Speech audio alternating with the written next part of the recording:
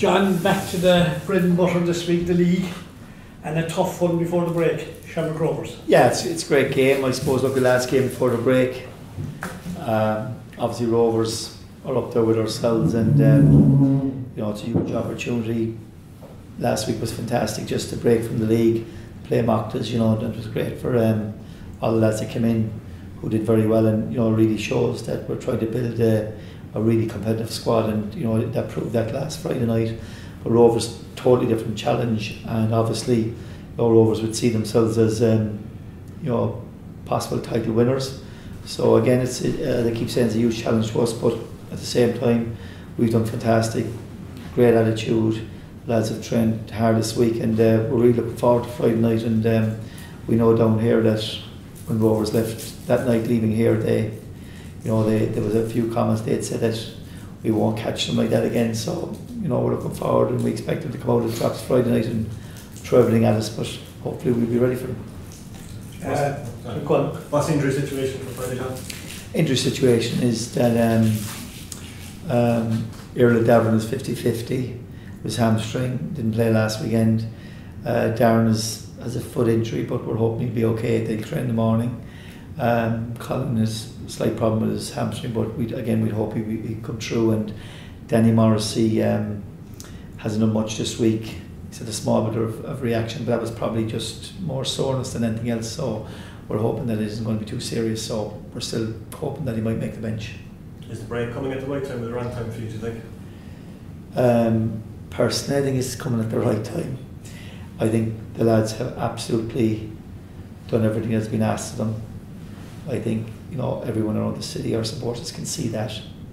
And I think getting the week off and guys just to recharge the batteries is good for us, even though we've done exceptionally well and we're in a very good position. And hopefully after Friday night we'll be still up there. I certainly hope that we're still second.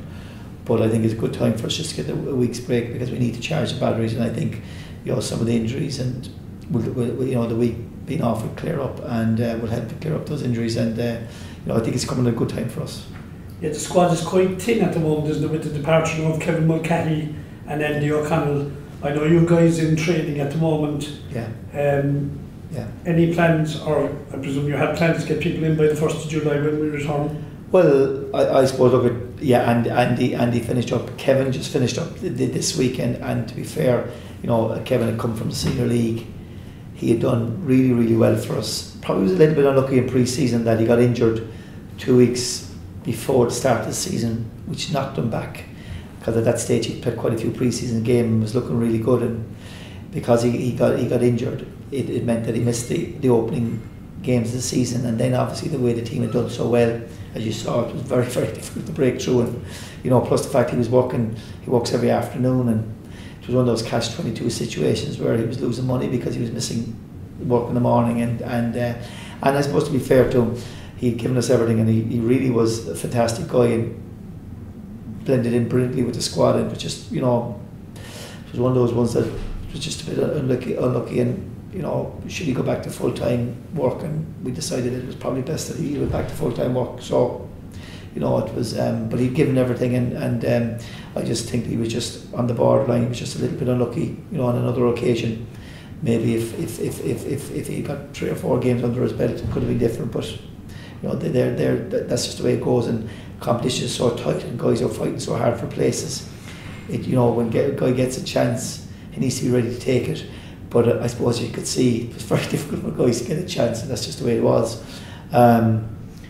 Guys coming in, look, we've identified a couple of local players that will come in and that are training with us, and we're hoping that there'll be 1 or 2 will possibly sign as amateurs.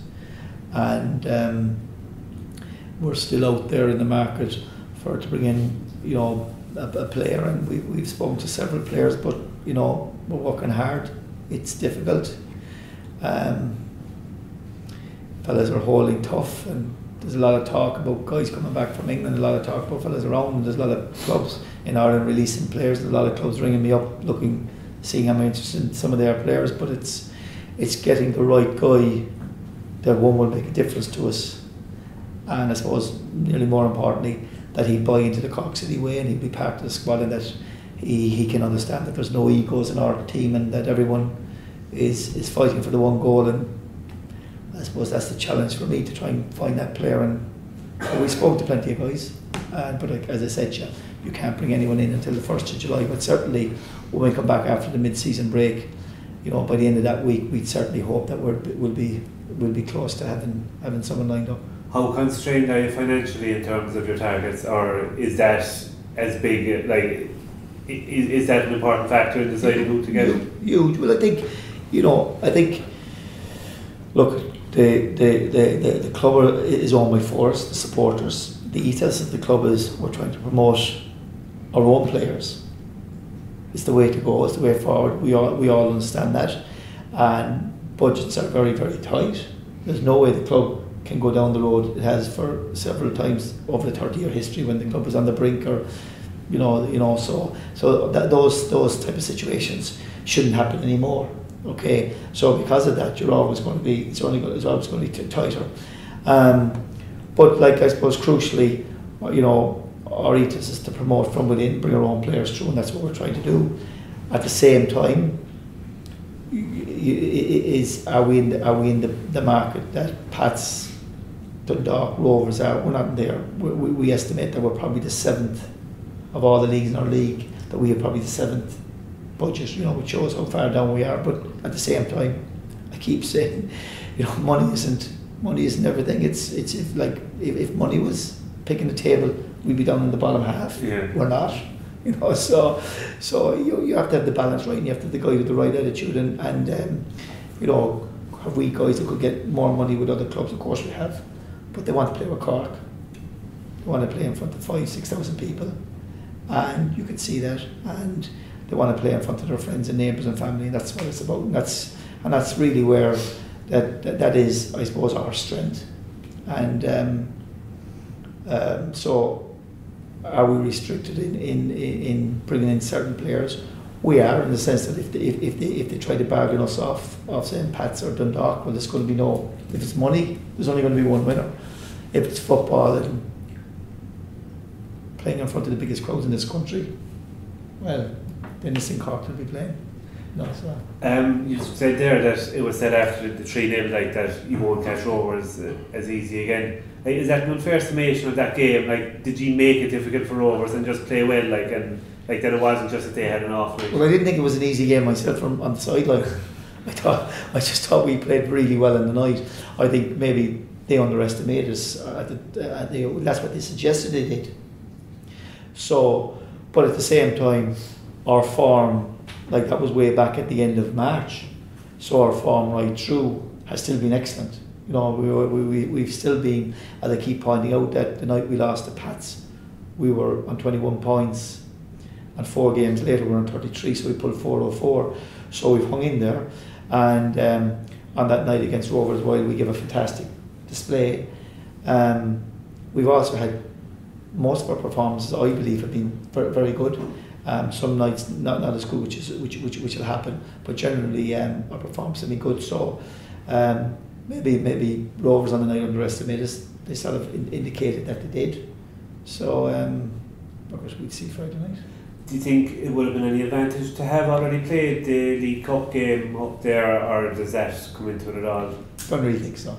I think the League Cup on the night that was in question, we were after making 6 changes. Yeah. So I don't really think it would have been 2 different teams. It would have been, but for us it would have been, I think, on that particular night.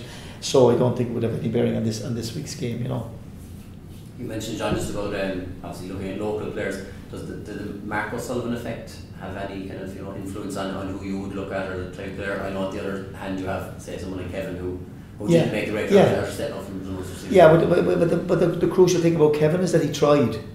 I admire a person like that, because Kevin knew coming into us it was going to be difficult, and he knew that while he was a top player in the Munster League, he knew coming to us there was a danger that he may not make the step up. And I admire a guy like that, because at least he had the cut off and he tried and he could see, and he was desperately unlucky. But at the same time, Mark has had a huge impact.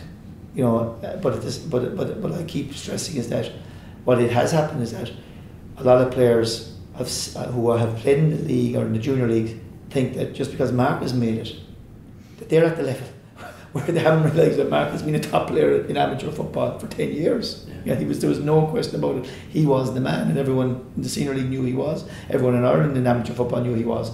So I'd say it has been good. The only, I suppose, the difference probably is that I would never refuse anyone, and I would always look at anyone. It's very difficult though to go to a junior match or an amateur must-see match and watch someone in that level. You have to bring them into your own scene and see when they're in the training sessions and you're playing 3v3s and 4v4s when it's intense. Yeah. Are they at that level?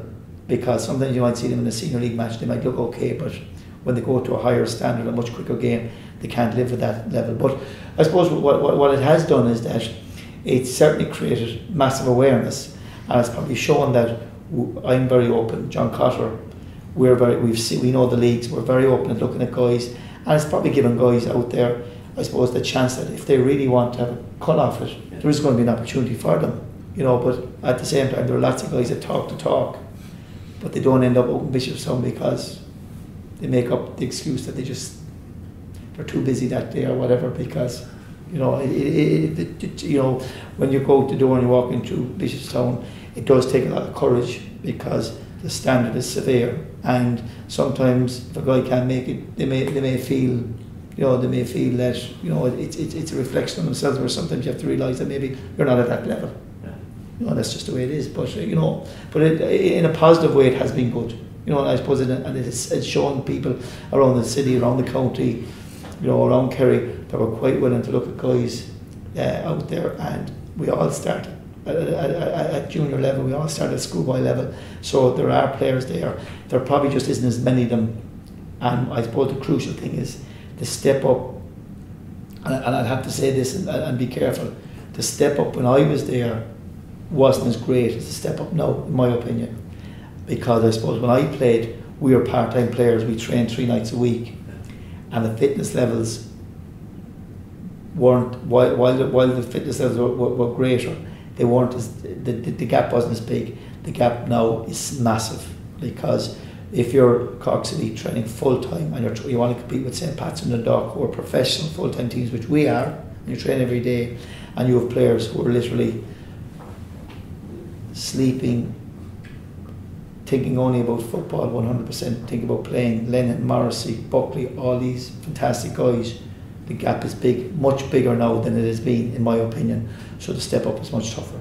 And even for the likes of Mark, there was spells in Mark's early pre-season, after 3-4 weeks, when the guy within himself thought he might make it, because confidence-wise, he found it extremely difficult. But we just hung tough with him because we could see that he had that natural raw ability, and thankfully it's there, and he's hung in there. But he even found it difficult, So. In that light, was there an opportunity missed to throw that young fella Cian Coleman there at the deep end last Friday night? I know, because Cian's only young, like Cian is training us all the time.